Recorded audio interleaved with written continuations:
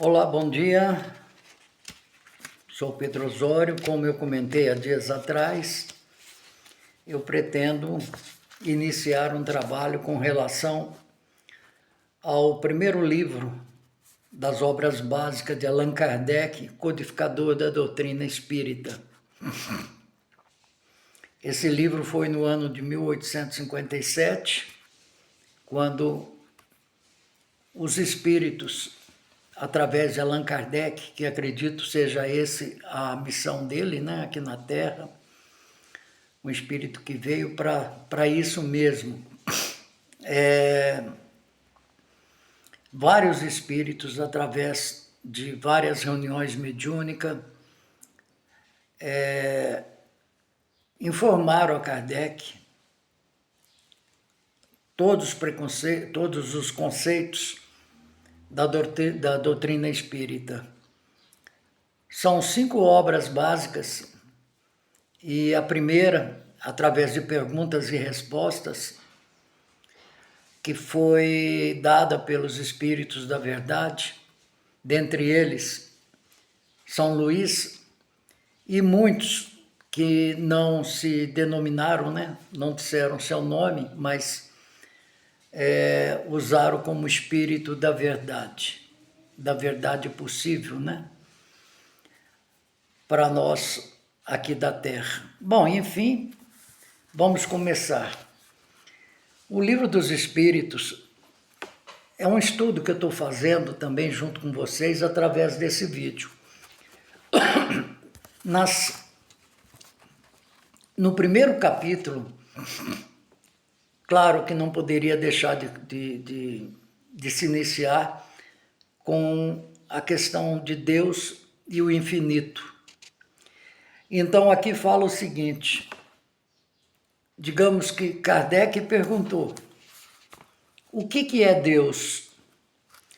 Aí os espíritos responderam: Deus é a inteligência suprema, causa primária de todas as coisas.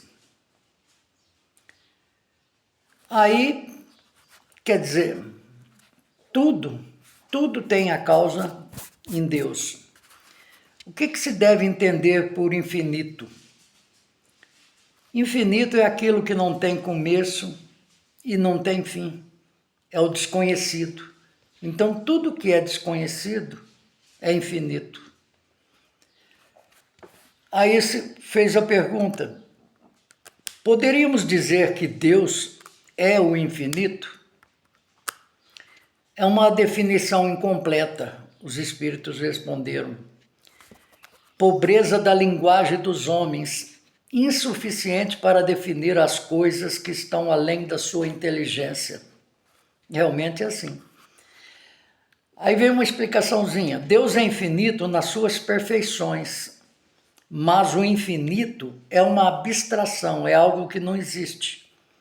Dizer que Deus é o infinito, no caso, é tomar o atributo de uma coisa por ela mesma. Definir uma coisa ainda não conhecida por outra que também não o é. Então é bem complicado, né? Dizer que Deus é o infinito. Todas as frases que se seguem às perguntas são as respostas dadas pelos espíritos. No caso aqui, existem algumas explicações intercaladas, né? Bom, então vamos lá. Vamos falar sobre as provas da existência de Deus. Onde se pode encontrar a prova da existência de Deus? Resposta: num axioma que aplicais às vossas ciências. Não há efeito sem causa. Procurai a causa de tudo que não é obra do homem, e a vossa razão vos responderá. Para crer em Deus, é suficiente lançar os olhos às obras da criação. O universo existe, ele tem, portanto, uma causa.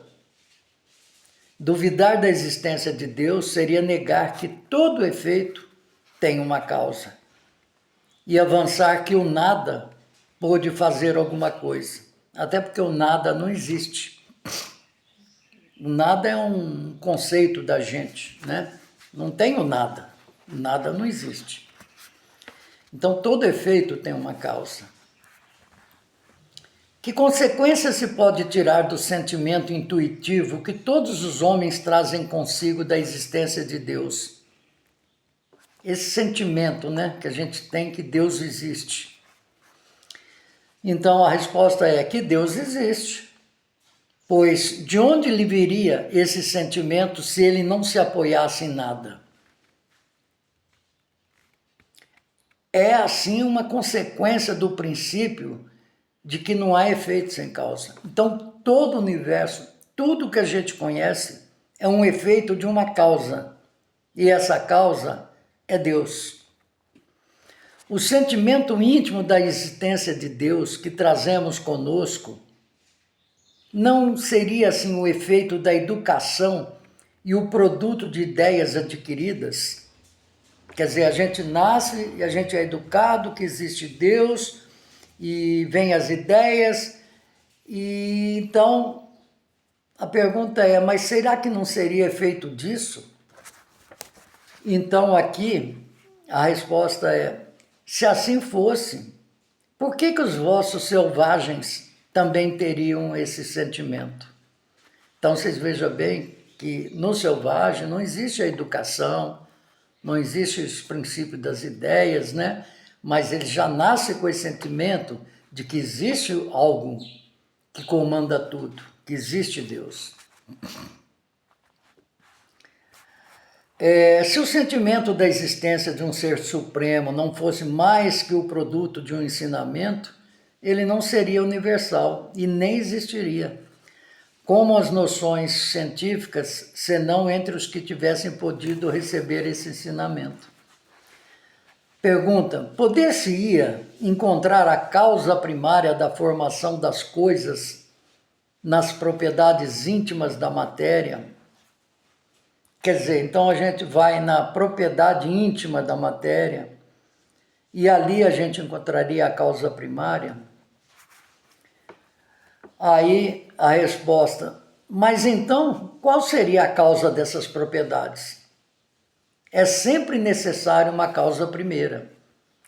Então, por exemplo, vamos dar um exemplo aqui. Um objeto qualquer, alguma coisa. A gente pode analisar aquilo,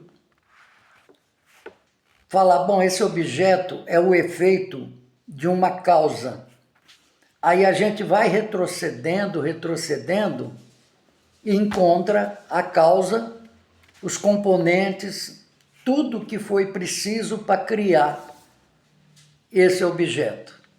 Então, no caso, eu entendo que o efeito é o objeto e a causa foram todos aqueles produtos. Sim, mas então aqueles produtos também seriam o efeito de uma outra causa. E assim a gente vai retrocedendo até que não é mais possível. E tudo isso que a gente foi, desde o objeto, retrocedendo, etc., etc., ainda teria uma causa. E essa causa só pode ser Deus, que criou tudo, né? Que pensar da opinião que atribui a formação primária a uma combinação fortuita da matéria, ou seja, ao acaso? Então, tem muita gente que pensa que tudo começou com uma combinação fortuita da matéria, que foi por acaso. A resposta é um outro absurdo. Que homem de bom senso pode considerar o acaso como um ser inteligente? E além disso, o que é o acaso? É nada. Então vocês vejam bem, o quanto que isso é absurdo, dizer que tudo foi criado por acaso, né? Porque quem pensa assim estaria dizendo que o acaso é um ser inteligente, porque criou tudo isso. E a gente sabe que o acaso não existe. Não tem assim né, dizer que foi uma fatalidade. Não, isso não existe, são palavras que nós condicionamos a dizer. O acaso é nada, né? Onde se pode ver na causa primária uma inteligência suprema superior a todas as outras? Então a causa primária é Deus.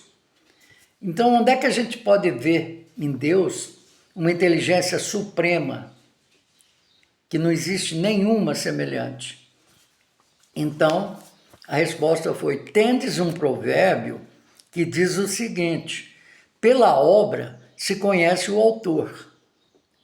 Então, pois bem, vede a obra e procurai o autor.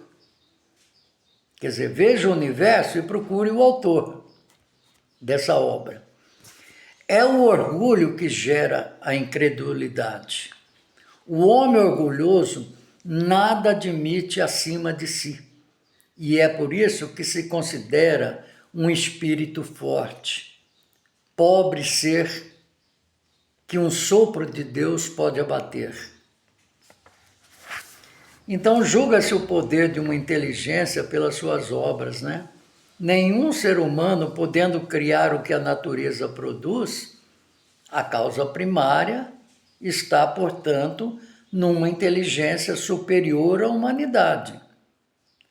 Sejam quais forem os prodígios realizados pela inteligência humana, esta inteligência tem também uma causa.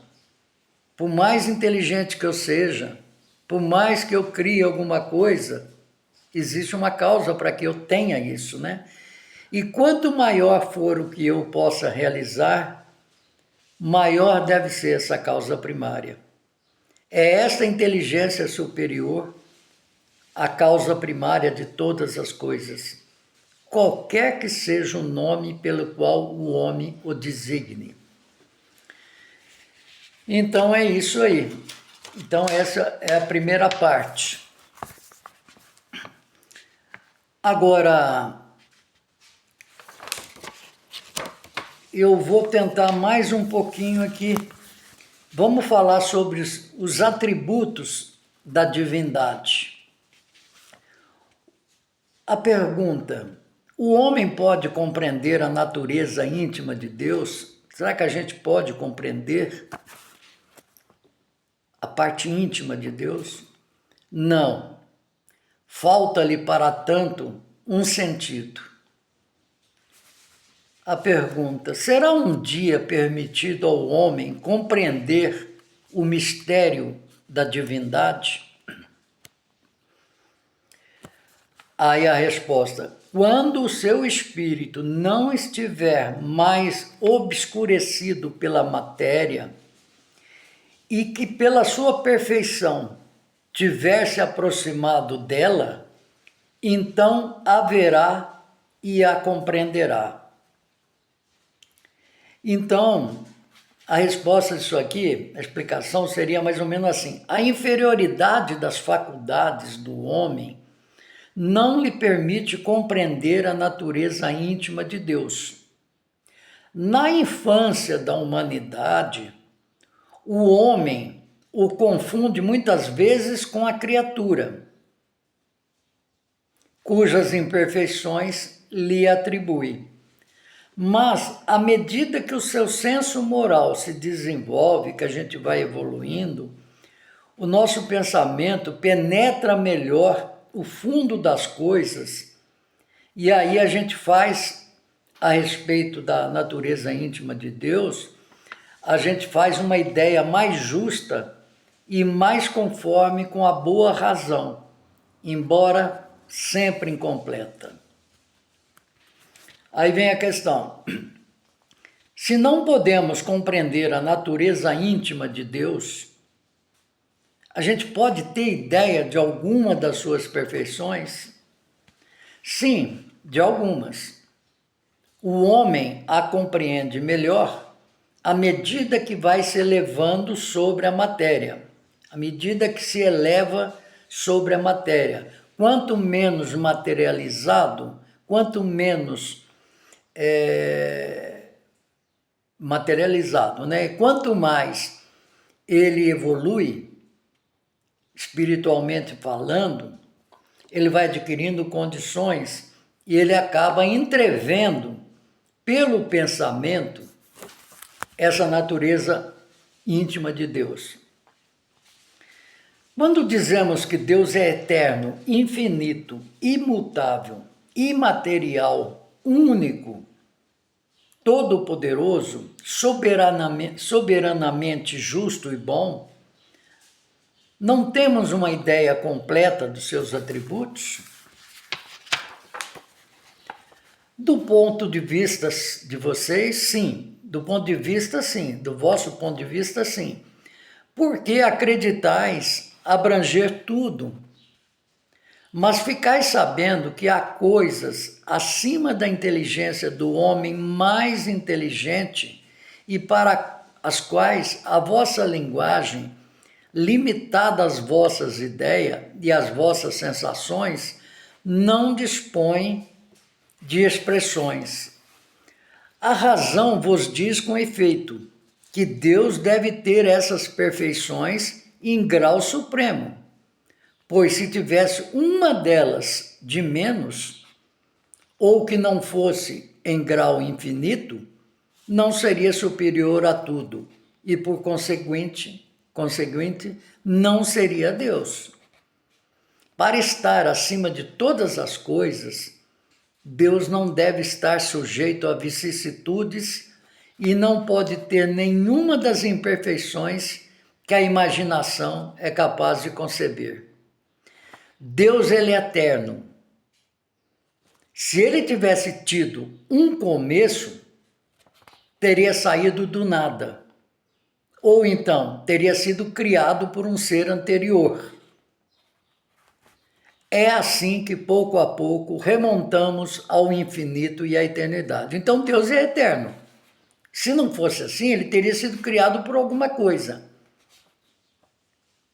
Entendeu? Então, ele já não seria eterno, né? Ele é imutável, quer dizer, ele não muda. Se ele estivesse sujeito a mudanças, as leis que regem o universo não teriam nenhuma estabilidade. Se ele muda, as leis que regem todo o universo mudam também, né? É imaterial, quer dizer, a sua natureza difere de tudo que chamamos matéria, pois de outra forma ele não seria imutável, estando sujeito às transformações da matéria. Deus não tem nada de matéria, porque a matéria sofre transformações. E se ele não sofre transformação, porque ele não muda, então ele é único. Se houvesse muitos deuses, não haveria nem unidade de vistas, nem de poder na organização do universo. Não tem outros deuses. Deus é ele só. O que tem abaixo dele são todos que comandam o universo em nome dele, né? Mas não são deuses. Ele é todo poderoso, sim, porque ele é único. Se não tivesse o poder soberano, haveria alguma coisa mais poderosa ou tão poderosa quanto ele, que assim não teria feito todas as coisas. E aquelas que ele não tivesse feito seriam obras de outro Deus. Não existe outro Deus. Ele é soberano. É todo poderoso.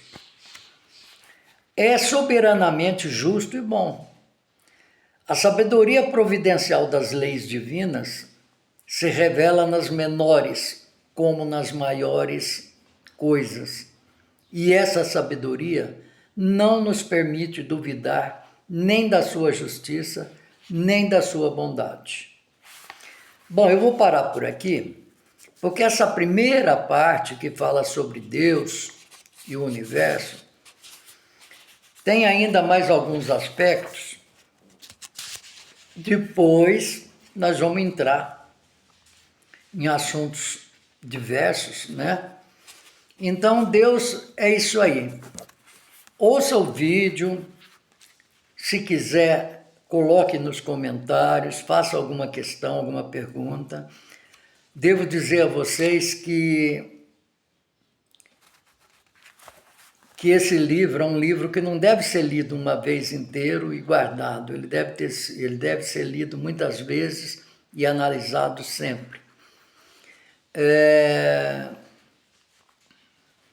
Então, a partir de hoje, eu vou começar, né, a ler todos os capítulos que abrangem todo o universo, todo o mundo espiritual, inclusive a parte moral também. Se inscreva no canal, né? Esse vídeo vai ficar também no YouTube, no meu canal, Pedro Osório com Z, tudo minúsculo, Pedro Osório com Z, 6630, 6630, tudo junto. Então, gente, obrigado.